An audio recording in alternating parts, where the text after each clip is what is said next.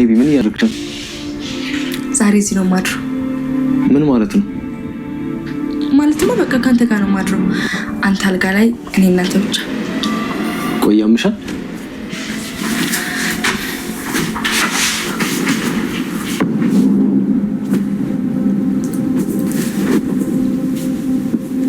ስለፈጠርሽ ውጭልኝ። አልወጣም ማለት። እርግጠኛ ነሽ ኤቢ? ደህና ነሽ ግን? በጣም ጤነኛ ነኝ። አባዬን ከመጥራቴ በፊት ክፍሌ ለቀሽልኝ ውጪ። አልወጣም ማለት። የእውነት አባዬን እጠራዋለሁ። ቆይ እንደዚህ ስትሆኚ ቢመጣ ምን ሊፈጠር እንደሚችል አስበሽዋል? አረ እንዳጣውቶ ግን አባዬን አጠራው ነበር አይደል? እሷ እንደዚህ አታደርግም። ነይ ግቢ ራሱ ስላት አልጋ ላይ አትቀመጥም። እሱን ተረት ተረት ለራስ አውሮ።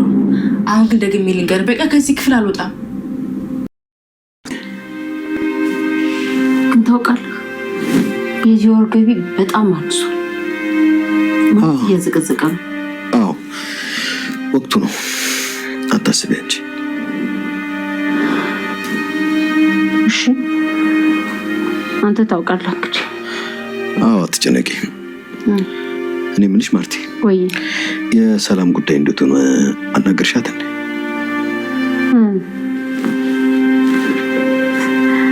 እኔ የምልህ ግን ለምንድን ነው የምትፈራት? ማን እንዴ? ምን ማለት ነው ማርቲ? አንድ ቀን እንኳን እንዳሰሪ ስታመናጭቃት ወይ ደግሞ ስጮህባት አይቻለው። ይሄ ሁሉ ጊዜ እንዴ? ቆይ የግዴታ አሰሪ ስለሆንኩኝ በሷ ላይ መጮህ ወይ ማመናጨቅ አለብኝ ማለት ነው? በዛ ላይ ደግሞ ሰላም ነች። ሰላምን ደግሞ በጣም አክብራታለሁ። እሱስ ልክ ነህ። ሰላም ለልጆቻችን ልክ እንደ እናቷ ነው ያገለገለች። ለዛ ነው እኔ ደግሞ ሰላምን አከብራታለሁ። ይሄን ደግሞ አንቺም ታውቂያለሽ። ይኸውልሽ እኔ ሰው ባከበረኝ ልክ አከብራለሁ። ይገርም ግን እኮ እኔ አንዳንድ ጊዜ ስታጠፋ በጣም ነው የምጮህባት። ይኸውልሽ አንቺ ቤት ስለምትይ ጥፋት አታጭባት። ብትጮይባትም ብታመናጭቃትም ትግባባላችሁ። እኔ ግን ከመሬት ተነስቼ ብጮህባት ልታዝንብኝ ትችላለች። እኔ ምንሽ ማርቲ፣ ወይ ካልሆነ ቤት ተከራይተን እናስወጣት እንዴ?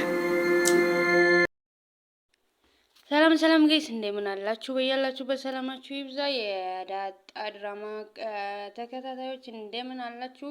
በያላችሁበት ሰላማችሁ ይብዛ እያልኩ እንግዲህ ዛሬ በክፍል 20 ምን ተፈጠረ የሚለውን ይዤላችሁ መጥቻለሁ ማለት ነው። እንግዲህ በክፍል 20 ያው ሁለቱ አሳሳቢ ነገሮች እንደቀጠሉ ናቸው።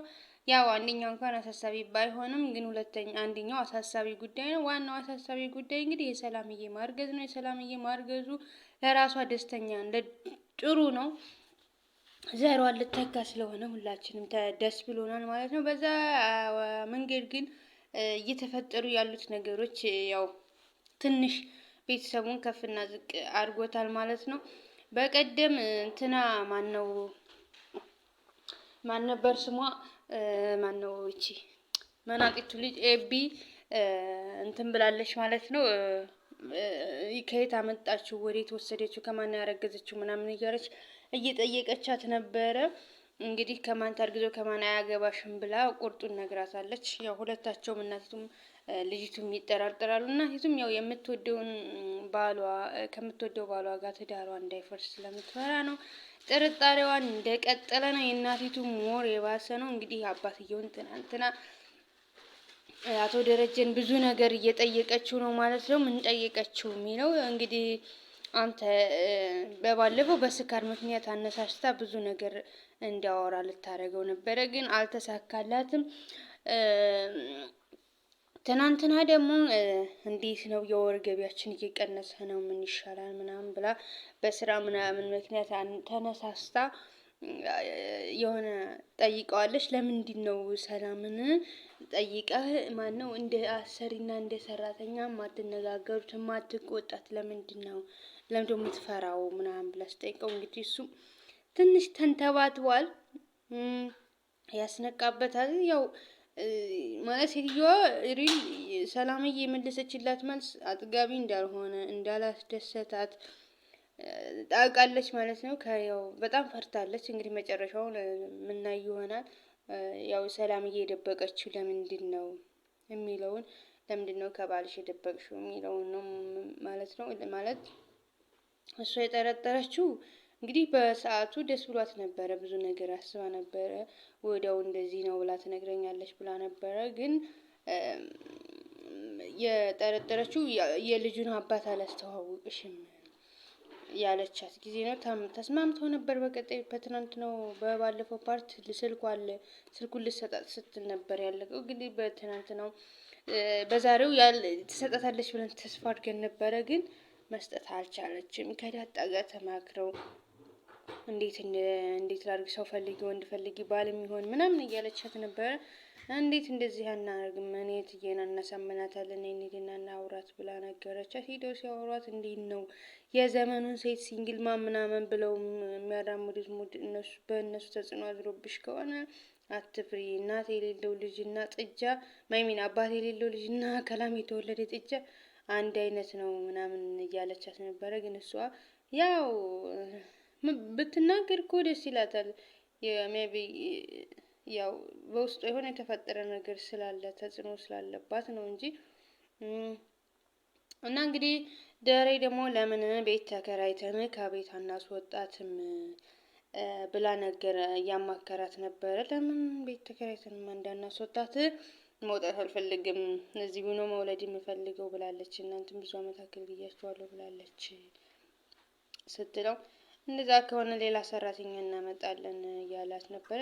እና ማምጣታችን አይቀርም፣ ያው ገና 5 ወሯ ነው እንግዲህ 6-7 ወር እስኪሆናት ድረስ ትንሽ ትስራና ከዛ እናመጣለን፣ እኔ ነኝ የማይሆን ሀሳብ ያሰብኩት ብላ ዞሮ እሷ በውስጧ ስራውም እየተሰራላት አይደለ፣ እያመላለሰችም ነው። እንግዲህ ምን እንደሚፈጠር ይከብዳል። የሰማሽ ቀን 2 ጉድ፣ አንደኛ ዳጣ የልሱ ልጅ መሆኑን፣ ሁለተኛ ስታረግዝ ባይዘወይ ይችኛው ዳጣ የሰላም ልጅ ከሆነች እኮ እንትናም ላታረግዝ ትችል ነበር። እንግዲህ እንዳው ልጇን ለመተካት ብላ ዘሬን ለመተካት እና የዛችኛዋ ልጇ ስለሚያሳስባት ዝም ብላ የጠፍታባት ምናምን ይመስለኛል። ብቻ ነው የሰላምን ውስጥ ማወቅ ደስ ይለን ነበረ፣ ግን ማወቃችንም አይቀርም።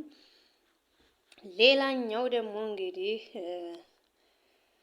የማነው ስሙ የናታንና የኤቢ ቅርርብ ነው። የናታንና የኤቢ ቅርርብ እንግዲህ በትናንት ነው የሆነ ተቀደም ለታንትና ምሳ ስላጋበዘችው ዳጣ ምሳ ስላጋበዘችው እሷም ወስዳ ጋብዘዋለች ማለት ነው። እኔ እኮ የሀብታም ልጅ ነኝ፣ ለምንድን ነው የማትረዳኝ? ለምንድን ነው ፍቅሬን የማትቀበለኝ? እኔ ሴቱኝ ስለጠየቅኩ ለዛ ኮርታ ነው ወይ ተዋደናል፣ አንድ ሆነናል ስትለኛል ነበር ወይ እያለችው ነበር። አንድ ሆን ማለት እኮ ተፋቀርን ማለት ነው። አንቺና እኔ መቼም ማንፋቀርነን ብሎ አስረግጦ ነግሯታል። እንግዲህ በዛም ተበሳጭታ ትተውዳለች፣ አስብበት ምናምን ብላ። እሱ ግን የሆነ መጽሐፍ ትናንትን አግኝቷል። የሴት ዛፍ ነው የሴት ቅርንጫፍ የሚል መጽሐፍ፣ እሱን እያነበበ ያው ፎንቃ እንደያዘው ተረድቷል ማለት ነው። ከዳጣ ጽድት ያለ ፎንቃ ይዞታል። ምግብም አልበላ ብሏል። ግን ሰላምዬ አያሳስብህ፣ በዳጣ በኩል ያለውን እንዳታስብ፣ እኔ ፊክስ አረገውና እንትን ትላታለህ። ግን ፍቅረኛ የላትም ወይ ምናምን እያለ እየጠየቃት ነበረ። ያው ፍቅረኛ እንኳን ፍቅረኛ ምንም እንደሌላት ስለ ፍቅር ምንም እንደማታውቅ ነግረዋለች ማለት ነው። ይሄ ደግሞ ኤቢ ለአባቷ ዳጣ ከቤት ትውጣ፣ አንቺ ቃላ ምናምን እያለች ስትሰርባት ነበረ። ከቤት ትውጣ ብላ ለአባቷ የአዞንባ ስታነባለት ነበር ማለት ነው። የአዞንባዋን ግን እሷ አልተቀበላትም፣ ውሸት እንደሆነ አውቋል።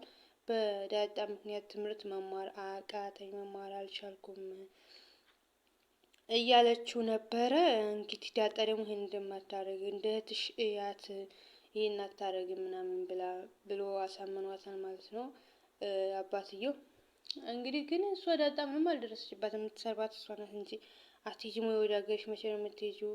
ያው በልህ እሷ የሀብታም ልጅ ስለሆነች ደህና ብር ስላላት ምናምን ማለት ብር የላት ሚጀስት የሀብታም ልጅ ስለሆነች ብቻ ናታንን የእሷ የምታደርግ መስሏታል። እንግዲህ በስተመጨረሻም እሷ የማይሆን ነገር እያደረገች ነው። ምን ይፈጠራል የሚለውን በኔክስት ፓርት የምናይ ይሆናል። እሱም ምንድን ነው ናታን ክፍል ድረስ የቢጃማ ለብሳ በስመአብ ትገርማለች። ቢጃማ ለብሳ ናታን ክፍል ድረስ ሂዳ ከአንተ ጋር ነው የምተኛው፣ ከአንተ ጋር ዛሬ አንተና እኔ ከአንተ ጋር ብቻ አንተና እኔ ብቻ ሆነን እናድራለን፣ እሱን አረጋለሁ ስትል እንግዲህ አባዬን እጠራዋለሁ ምናምን ብሎ ሲያስፈራራት አትጣራም። እንደምትጠራው አባት አይደለም ደግሞ አባዬ አትበል፣ አለበለዚያ ሂደህ እጠራዋለሁ ብትል እኔ ደፈረኝ ብዬ ያስገድድፍ ሊደፍረኝ ሲል ዋልኩ ብዬ እናገራለሁ ብለዋለች።